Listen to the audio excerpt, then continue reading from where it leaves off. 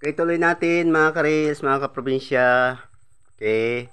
So, tayo po ay naputol dito sa 1755 earthquake. So, dito po tayo naputol, no, kanina kasi nangyari, hindi na kinaya ng ating phone memory ang video. So, pagpapatuloy po natin. Sa 1755, dito nagkaroon ng tinatawag na Lisbon earthquake. Sa Lisbon nangyari po yan, yung pinakangkahindik-hindik ng lindol na kung saan ay halos buong bansa ng Europa ay naapektuhan niya, at ang pinaka naging sentro po niyan ay sa Lisboa. Nasa Lisboa po ay halos ang isang buong syudad ay nalubog. So nasa history po yan. Then ang isang pangyayari dyan na yung karamihan ng mga tao, dahil sa pagtakas na sa nagbabagsak ang mga building, nagtungo sila doon sa pier o sa pantalan ng Lisboa. Doon sila nag-ipon-ipon silang lahat. Hanggang sa itong pantalan na ito ay lumubog sa dagat, at halos lahat po na nandun ay wala pong nakaligtas kahit isa. Yun po ang kahindik-hindik na pangyayari dyan sa panahon ng 1755. Okay, dito naman po tayo sa May 18 to 19, 1780. Hinulaan sa Mayo 24-29. Ito po ay pagdidilim ng araw at pagiging dugo ng buwan. May 18 to 19, 1780. And then, ito po, sa panahon naman ito ng 1793, yan, ito yung tinatawag natin na kasunod na katuparan, pangalawang katuparan ng araw ng hilakbot. Kasi dito rin po sa lugar na ito ay nagkaroon ng pinakang kahindik-hindik na pangyayari sa pamamagitan ng pag-uusik ng kapapahan ng mga Romang Katolik, na meron po ditong pinugutan ng ulo ng sabay-sabay, 2,800. Ayan, people penalty of death. Ayan, January 21, 1793. So naka ano po yan, naka-hidden po yan sa world history, pero meron pong box talaga niyan na pinagkunan tayo na talagang silyado po yon. Okay? Tuloy natin mga karels. Makinig lang po kayo, at ito po ay masasaksihan ninyo ang mga hindi nyo pa ninyo nasaksihan sa buong buhay ninyo, at maririnig ninyo ang hindi pa ninyo narinig sa buong buhay ninyo. 1816, maingat na nag-aral ng salita ng Diyos si William Miller. Pagdating ng 1821, si Dr. Jose Wolf ay nangaral ng Ebanghelyo. Yan, at kasabay din yan, the same time, si William Miller ay tinanggap niya ang paniwala na ang Biblia ay siyang salita ng Diyos, at siya po ay nag-aral ng Biblia. Nagkaroon siya po ng pag-aaral dyan. Pagdating ng 1831, yan, yung pagpapasimula ng pagkukompute ni William Miller ng mga malalaking hula sa aklat ng Daniel. Yan po mga kapatid. 1833, November 13, 1833, pangangalaglag ng mga bituin. Hinulaan po sa Mateo 24, 29, at mabasa rin natin sa Great Controversy Tagalog 258. Okay, tuloy-tuloy na lang tayo, tuloy-tuloy. So ito, dito tayo. Dito po sa 1842, 1844, medyo malabo na yung sulat natin mga karils. Medyo malabo na siya.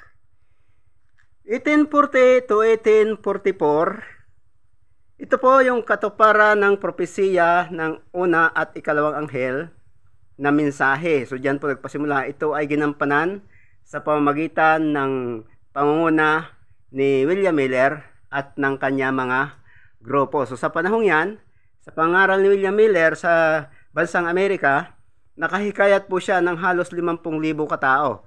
So doon po nagsimula yung tinatawag natin na Great Reformatory Movement, na at the same time, sa panahon po ng 1844, meron pong mga malalaking kaganapan dyan, ang hula sa Biblia, yung Most Holy Place. Ayan, si Kristo ay pumasok sa Most Holy Place nung panahon ng October 22, 1844. Mabasa po natin yan sa Selected Messages o TOSM 104, 105. And then, the same time, ang katuparan po dyan ay beginning of the light of the third angels. Yan po, Daniel 8:14. Tinatawag din po siyang sigaw sa hating gabi or midnight cry. Yung talinhaga ng Matthew 25, 1 to 13, yan po ang event siya ng mga katuparan. At saka yung tinatawag natin na the investigative judgment. So sa investigative judgment, mga kapatid, mga ka-reels, ito po yung tinatawag natin na mahigpit na pagsisiyasat ng mga pangalan ng mga taong pumasok sa pananampalataya. So sinasala po yung kanilang uri ng pamumuhay kung ito ba'y karapat-dapat na mapatala sa aklat ng buhay o siya ay sa aklat ng kamatayan. Kaya masilan po ang panahon nagsisimula sa 1844. Mapanganib po yan para sa mga mananampalataya na hindi po yan itinuturo ng mga tagapagturo sa mga malalaking simbahan sapagkat hindi po ibinigay sa kanilang pagkaunawa sa mga propesya sa mga hula. At the same time, sealing time of the 100 day of sealing time para sa mga matuwid na namatay mula doon sa panahon ni Adan sa panahon ng 1844 at the same time mula sa 1844 hanggang sa panahon ng pagsasarado ng pintuan ng awa. Yan po ay tinatawag natin na sealing time or pagtatatak. Okay, tuloy-tuloy lang tayo. Sundan nyo lang ako mga ka-reels, mga kapatid, mga kaibigan, mga taga-subaybay. Okay, dito tayo, dito po tayo sa 1846 to 1844. Subatid naman natin mga ka-reels, mga kaprobinsya, mga kapanampalta at mga kaibigan at mga kapatid na mula doon sa panahon, sa sinaunang panahon, yung araw ng Sabat ay naglaho o nawala siya sa history. Bakit? Ang tanong ay bakit? So babalikan natin yung ng kaunti yung history dito. So ito po yung tinatawag natin na Dark Ages na hinulaan sa Daniel 7:25 at Mateo 24:9 hanggang 22. At mababasa natin yung buong salaysay sa The Great Controversy 264. Sa panahon pong iyan ay lahat ng mga banal na naging tagapagtanggol ng katotohanan ng Panginoon ay nangaubos. Kasi imagine ba naman, yan po ay halos mahigit na 1,000 taong pag-uusig. Yan po, 1260 years. Na kung saan lahat ng mga banal dito ay naubos sa pamamagitan ng pag-uusig ng Roma. Na kung saan pinagpapatay nila lahat ng mga nagtatanggol ng katotohanan, lahat ng mga nag-aaral ng Biblia, kanilang sinusunog, pinarurusahan at kung ano-anong pahirap ang ginagawa, inaalsa ng mga karapatan sa kanilang mga pag-aari at mga ari-arian. Yan po ang nangyari sa panahong iyan. Kaya sa panahong ito, lahat po ng mga Sabbath keepers o mga nag-iingat ng Sabbath ay naubos. Imagine ba naman, more than 1,000 years. Imagine, gaano kahabang panahon yan? Mahigit pong 1,000 taon. Okay. Kaya naman mga kapatid, yung kinagisnan natin mula sa kanununuan, wala na yung ika-4 na utos na siyang ika-7 araw na nasa utos ng Panginoon sa 10 utos na kung saan siyang dapat nating ipangilin araw ng pamahinga at pagsamba. Nawala na sa ating kaisipan, naglaho na. Kaya kung mapapansin nyo according sa tala, ang pagkakasabi doon ay, remember the Sabbath day to keep it holy. Bakit? Sapagkat alam ng Diyos na ito ay malilimutan ng tao. Kaya ipinapaalala ng Panginoon. Subalit sa kabutihan palad ng Panginoon, hindi niya pinayagan na ang Sabbath ay manatiling wala sa kaisipan ng tao. Ito ay kanyang muling pinalitaw sa panahon ng 1846 sa pamamagitan ng ating mga butihing pioneering na mga kapatid, mga kaibigan na nagsanggalang at nagtanggol sa katotohanan na bumangon mula 1844, walang iba kundi sa pangunguna ni na Ellen G. White, Hiram Edson, James White, Raquel Oaks, Dr. Crosser, Joseph Metz, Uriah Smith, at iba pang mga pioneering na bumubuo sa mga reformador sa panahon ng 1844 hanggang patuloy hanggang 1852. Subalit ang masaklap na pangyayari, mga kaibigan, pagdating ng 1852, yung grupo na yan na tinatawag na Great Reformatory Movement o masisigasig sa pagtatanggol ng katotohanan, ang nangyari po sa kanila, pagdating ng 1852, sila po hinulaan. Naging ano sila? Laodicean condition. So ano po ang Laodicean condition? Mga kapatid, mga kaibigan. Ang ibig sabihin ng Laodicean condition ay malahininga or hindi ka mainit, hindi malamig. Kumbaga nasa kalagitnaan ka.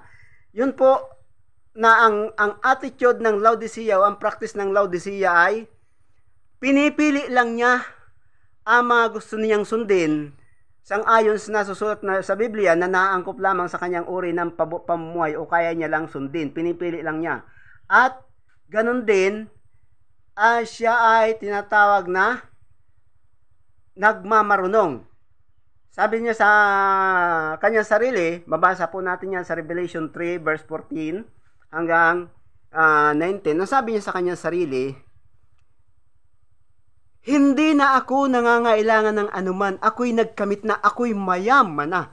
Yun ang kanyang pagkakasabi sa kanyang sarili. Subalit, ang sabi sa kanya ng Panginoon, pag binasa natin yung Revelation 3 verse 14 hanggang 18, sabi doon, nalalaman ko ang iyong mga gawa na ikaw ay hindi mainit malamigmang, kundi ikaw ay malahininga. Ipinapayo ko sa iyo na ikaw ay bumili sa akin ng gintong dinisi sa apoy, maputong damit, at pangpahid sa mata upang ikaw ay makakita. So ano ba yung maputing damit?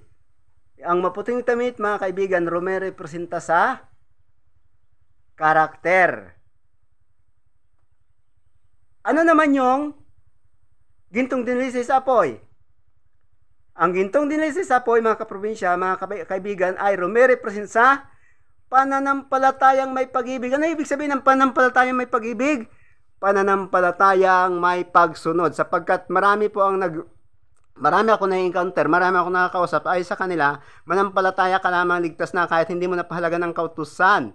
Pero ganun nga ba sinasabi ng Biblia? No. Isang napakalaking no, isang napaka-big na no. Hindi po ganun sinasabi ng Biblia. Bakit? Pag binasa natin ang Santiago, o Roma muna tayo, Roma. Sa Roma 3:31, ang sabi doon, niwawalan baga nating kabuluhan ang kautusan dahil sa ating pananampalataya, huwag nawang mangyari, kundi bagkus pinagtitibay pa nga natin. Kita nyo? Di ba? Bagkus sa pamagitan ng ating pananampalataya, yung kautusan, pinagtitibay natin, hindi natin binabaliwala. Ano pa Santiago, sabi Santiago 2:14 hanggang 24 yun. Napakaganda ng talatang yun, mga kapatid. Basahin nyo. Assignment ninyo, basahin ninyo. Napakaganda yun. Ang bibigay ko sa inyo, isa sa pinakamahalagang term doon. Mula sa 20 hanggang 22. Nasabi doon, oo, sasabihin ng isang tao na ako'y may pananampalataya na walang kalakip na mga gawa. Ngunit, sasabihin ko sa iyo, ipakita mo sa akin ang iyong pananampalataya sa pamamagitan na walang mga gawa at ako. Sa pamamagitan ng aking mga gawa, ipapakita ko sa iyo ang aking pananampalataya. Kaya nga ang pananampalataya na walang kalakip na gawa ay, sabi ng Biblia, ay baog o patay. Ibig sabihin, walang silbi, walang kwenta or walang pakinabang. Kaya, sige, mga kapatid, mga kaibigan, manampalataya pa kayo ng walang gawa. Ay maski si Satanas, mga kaibigan, nananampalataya yan. At nanginginig pa. Pero walang gawa. Pero saan tungo ni Satanas? Sa impyerno. Gusto nyo ng ganon? Katulad ni Satanas? Bahala kayo sa buhay ninyo. Okay. 1863. Yan, mga kaibigan. Dito po narehistro ang Seventh-day Adventist Organization or ang Sabadista noong 1863. Hanggang sila ay naging isang ganap na denominasyon o organisasyon. At the same time, sa panahon ng 1863, mga kaibigan, kauna-unahan po yung pagpapakita ng mensahe ng pagbabagong pangkalusugan. So sa panahon ngayon, hindi na pinapayagan ng Panginoon na ang tao, hindi naman lahat ng tao, yun lamang mga mananampalataya o yung mga naghahanda ng paglipat papunta sa langit. Hindi na pinapayagan ng Diyos na kumain ng kahit na anumang uri ng karne. Tanong ay bakit? Bakit? Sapagkat kung mapapansin natin, balikan natin ang history, no? Medyo mahaba ang ating talakayan. Kung babalikan natin ang history, sa panahon po ni Moses, binigyan sila ng karapatan o pagkakataon na kumain ng laman ng hayop. Pero pag nagaganap yung tinatawag natin na Day of Atonement o taunang pagtubos sa Israel, mga kaibigan, mga karils, ang buong Israel ay hindi po kumakain ng laman ng kahit anong uri ng karne o ng laman bilang tanda ng pag-aayonin nila at paggalang sa kanilang banal na seremonya. Ngayon sa ating panahon, mga kaibigan, so nung panahon ni Moses, ang nakilang saserdote nila ay literal na tao, si Aaron. Sa panahon naman natin ngayon, ay mula noong 1844, si Kristo ay pumasok sa sanktuaryong hindi ginawa ng tao, kundi ng kamay ng Diyos mismo ang gumawa. At meron siyang ginagampanan doon na kung saan ginagampanan niya yung tinatawag na investigative judgment at sealing time or pagtatatak. Na sa panahong yan, sa pagpasok ng ating dakilang saserdote sa kabanal-banalang dako ng sanktuaryo sa langit, yan ay kahalintulad ng seremonyang ginagawa sa panahon ni Moses. Hindi ka rin dapat po pwedeng kumain ng kahit na anumang uri ng karne kung ikaw ay mananampalataya. Okay? Malinaw. Marami tayong ebidensya niyan. Kung nice yung malaman ang ebidensya, direct message nyo lang ako at itanong nyo sa akin, ibibigay ko po sa inyo ang ebidensya niyan. Marami tayong hawak kong ebidensya. Okay, tuloy tayo. Pagdating ng 1870, kasi mga kaibigan, sa history talaga, meron lamang pong 5 manggagawa ang pinili ng Diyos bilang kanyang tunay na iglesia sa history at saka sa prophecy. At ganun din, ang Diyos ay mayroong prinsipyo, mga kaibigan.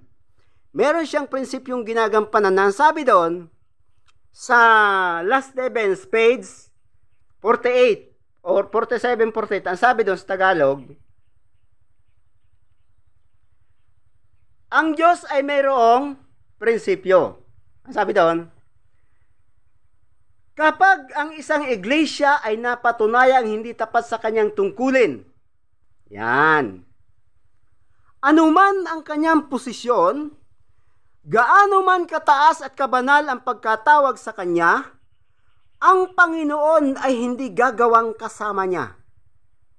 Iba kung gayon ang pinipili upang magpasan ng mabigat na kapanagutan.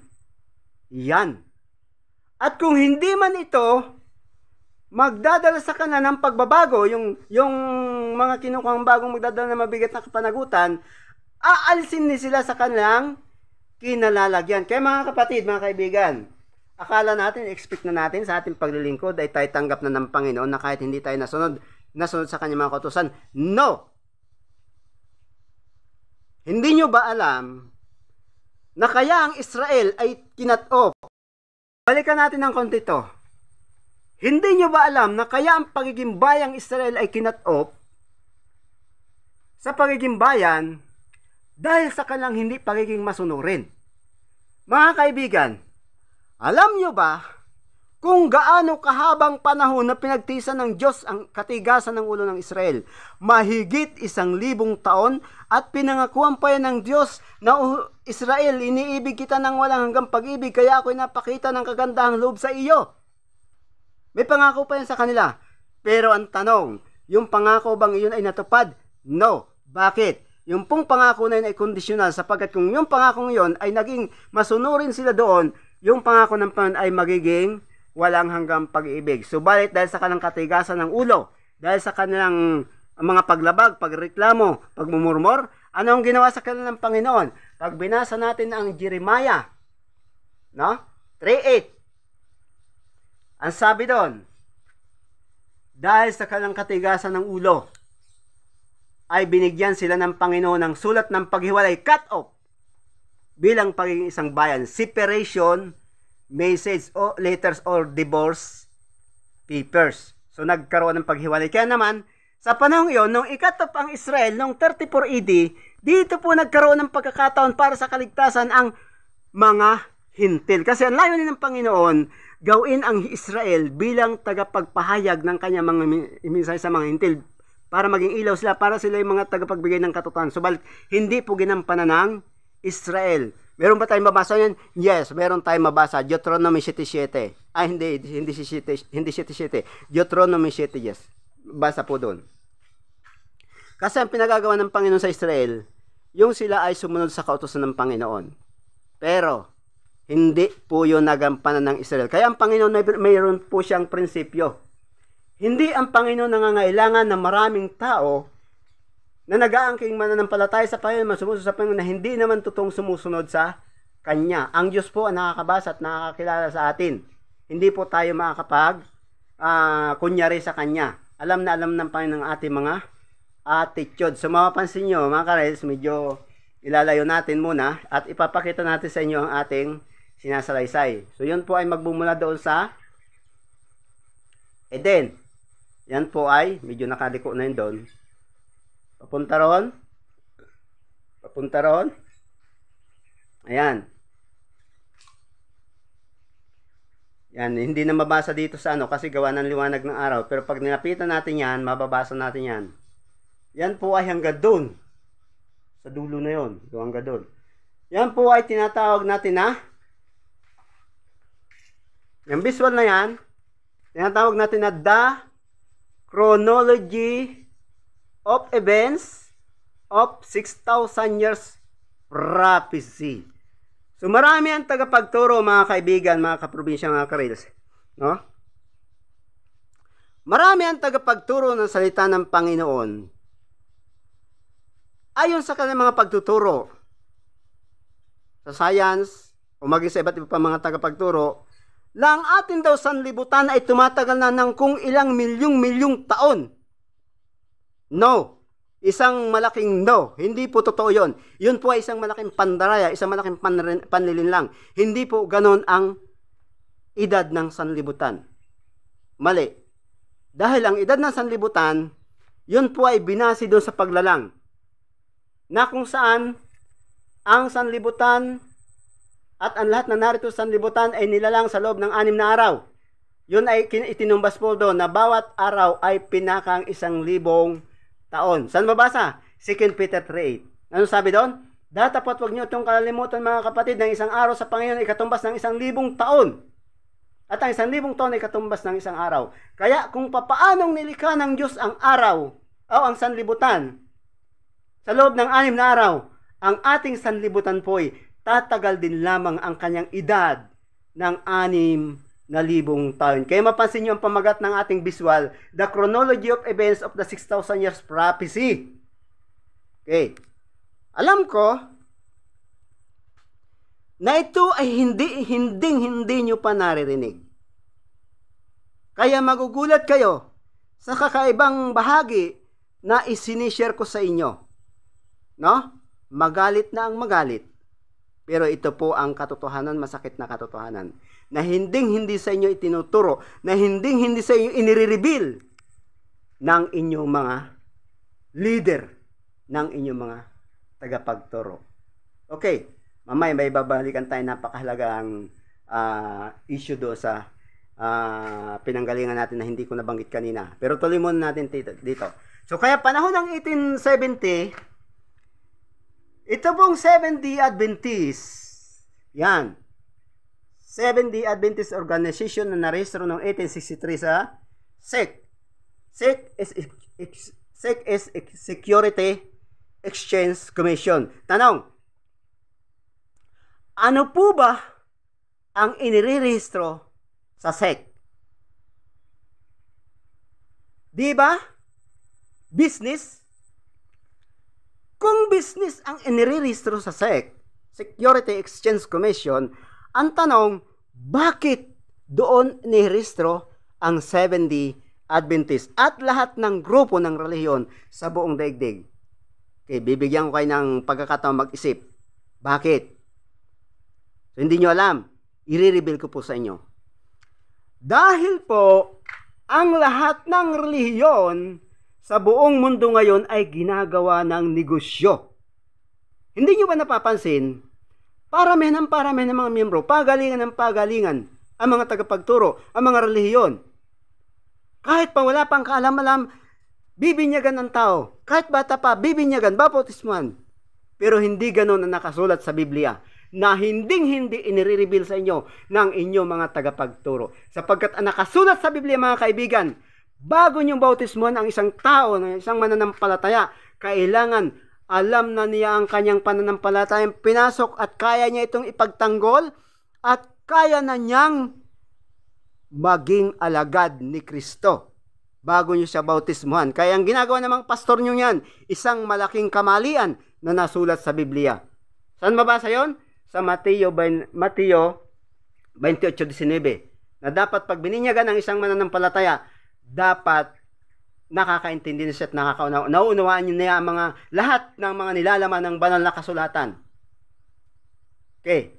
At ang isa pang simbolo, malalim na kahulugan ng pagbibinyag, mga kaibigan, ay ito po, una, ikaw ay namatay sa iyong dating ikaw na pagkatao. Ang paglulubog sa tubig, yun pang simbolo nun. At ang pagbabangon sa tubig, ikaw ay nabuhay na kalakip ni Kristo. Kung na ikaw ay bagong nilalang. Kung ikaw ay bagong nilalang at ikaw ay nabuhay na kalakip ni Kristo, ang tanong, ikaw pa ba yung dati? Hindi na po. Kapag ikaw ay bagong nilalang kay Kristo, ang sabi ni Pablo, aking nililimot ang nasa likuran at tinutungo ang mga bagay sa hinaharap. Kinakalimutan mo yung dating ikaw. Hindi na yung dating ikaw. Hindi na yung dating ikaw sinungaling, yung magiinom, manigarilyo, etc., sugarol, etc. Hindi na ikaw yun. Yun ang ibig sabihin ng bagong nilalang.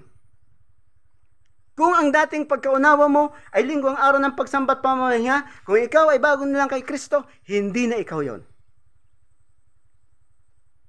Yung dating paniniwala mo na mali, hindi mo na yon tatangkilikin. Ganon po ang tunay na born again. Kaya para sa mga nag-aangkin na born again dyan, na hindi naman sinusunod ang kautos ng Diyos, sorotitilyo, hindi po kayo ang tunay na born again. Ang tunay na born again ay yung mga taong masunurin sa lahat ng kautosan ng Diyos. Ang sabi doon sa 12:17 ng Revelation, at nagalit ang dragon sa babae at umalis upang bumakas sa nalabi sa kanyang bini, na siyang nagsisitupad ng mga utos ng Diyos at may mga patotoo ni Jesus. Yun ang tunay na born again, mga kaibigan. Kaya sorry Totilyo sa mga born again dyan, hindi po sila tunay na born again. Ang tawag ko po sa kanila, wrong again. Magalit ang magalit. Pakitahan niyo ako ng ebidensya. Ibibigay ko sa inyo ang ebidensya. Ihaharap ko sa inyo ang ebidensya na kayo ay hindi tunay na born again, kundi kayo ay mga wrong again. Okay. Tuloy natin. Paano kayo matatawag na wrong na born again?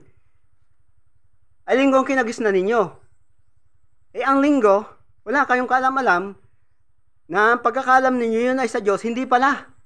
Yun ay sa Diablo o kay Satanas. Dalawa lang naman po yan. Dalawa lang naman ang naglalaban dito sa daigdig. Sunday, Sabbath. Ano ba ang tanda ng Diyos sa kanyang bayan? Ano ang tatak ng Diyos sa kanyang bayan? Sa kanyang iglesia? O sa kanyang piniling tao dito sa daigdig? Ano ang tanda ng Diyos?